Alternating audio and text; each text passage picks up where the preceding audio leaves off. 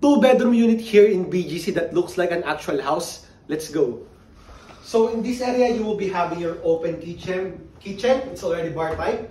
And then on this side, we will be having our maid's room convertible to a storage unit or storage room.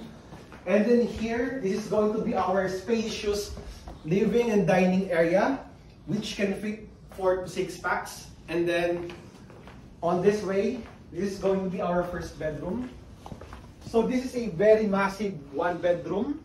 As you can see, air conditioning is already included.